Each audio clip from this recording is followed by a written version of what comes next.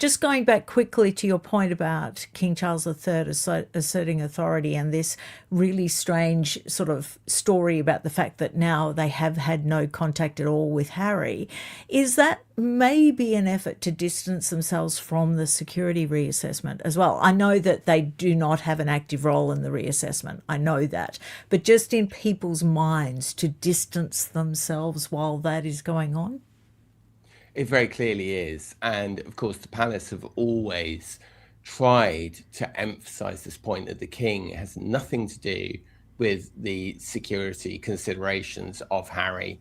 They've always made the point that, yes, Clive Alderton sits on Ravec, but that he is a neutral and independent, and that it would be quite wrong for the king to try and leverage, to try and pull rank, to use his position to get Harry security. Harry's side, like a friend of Harry's, literally told me a year ago, more than a year ago, if the king wanted to do this, he could do it for his son. He could click his fingers and he could get the security back for Harry, which is true, Yeah. right? Because he is the king, Yeah. so he can. I think everyone knows that, really. Yeah, Yeah. of course it Yeah. is.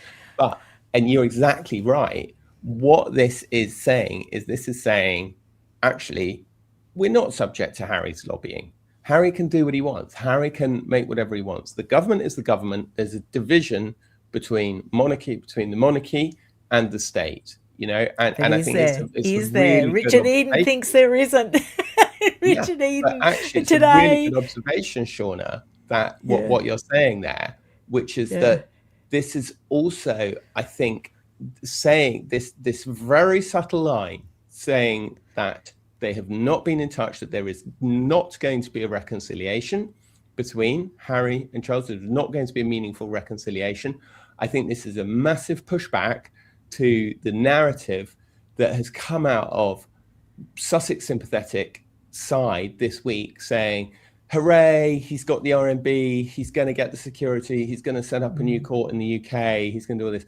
I think Charles is making it clear or Charles's team are making it clear in this briefing that if Harry wants to do that, if he wants to set up a new operation in the UK, it'll be in the teeth of serious opposition from his father and his father's representatives.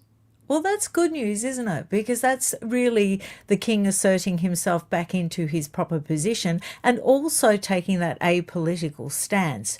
Because this article from Richard Eden, you and I discussed it in our last live about what Richard Eden was saying about the establishment plot, Operation Thor. He doubled down on that today. It's behind a paywall. But what is interesting about this to me is he named names. Now, he named key figures, including senior government ministers. So there they all are. David Lammy, the Justice Secretary, and Yvette Cooper, the Foreign Secretary that went to Ukraine with Harry.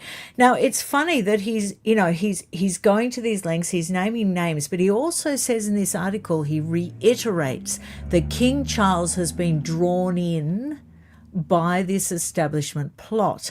So I'm thinking, I agree with what you're saying. They're trying to change this. They're trying to change the narrative. And do you think they'll succeed, or do you think they'll make another fumble and it'll put them right back where they were? Well, I'm afraid that, if we take experience as our guide, I mean, it's very clear that over the past 3 years, discipline has been absent. Lines have not been enforced. Boundaries seem to have just been negotiated away. There's been a sort of chaos by attrition, not helped by Charles being so absent. And we sincerely hope, obviously, that he is better and that he can step up and impose some discipline on the institution that has gone alarmingly slack and just increasingly, rather than looking like a sort of constitutional mechanism funded by the public with legitimacy, depending on order and rules and restraint, just looks like a sort of loose collection of relatives with access to historic buildings, frankly. And the really, sort of offensive thing, I think, is the fact that Harry and Meghan are being so involved politically. Now, I know that in my country with the social media ban and their announcement on the Archwell website. Now, I looked into this. Over 77% of Australians do support the social media ban.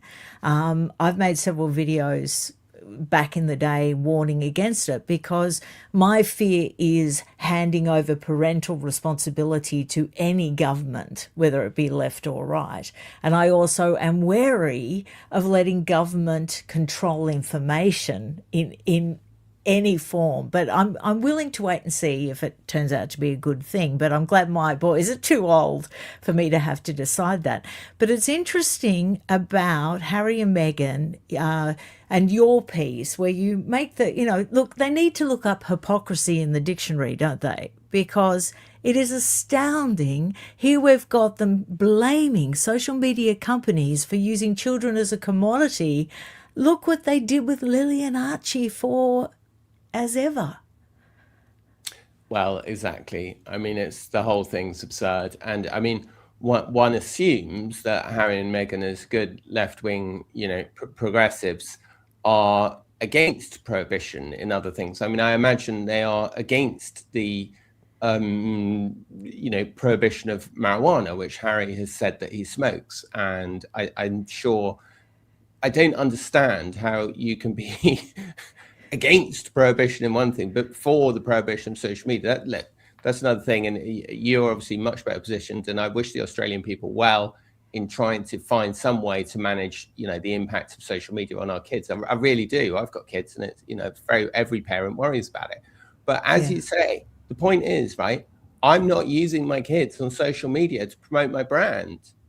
Like, it's just so hypocritical. And this is the thing that always comes back to catch Harry and Meghan, is that they just, they're condemning the social media, and yet they are completely living in and exploiting the ecosystem. I mean, I think the headline I put on my story was, Harry and Meghan's idea on social media seems to be ban it for the kids and let us exploit. I've got it up. I've got it up actually right. on the slide for people to see. It was a great article. But I think the main point is here we've got the son of a king praising our Labor Prime Minister, our left-leaning government Prime Minister, and I'm thinking, I made a sarcastic comment, well, I'm sure Albo's really, happy that he got praise from the son of the king, because it shouldn't happen. It shouldn't happen, should it?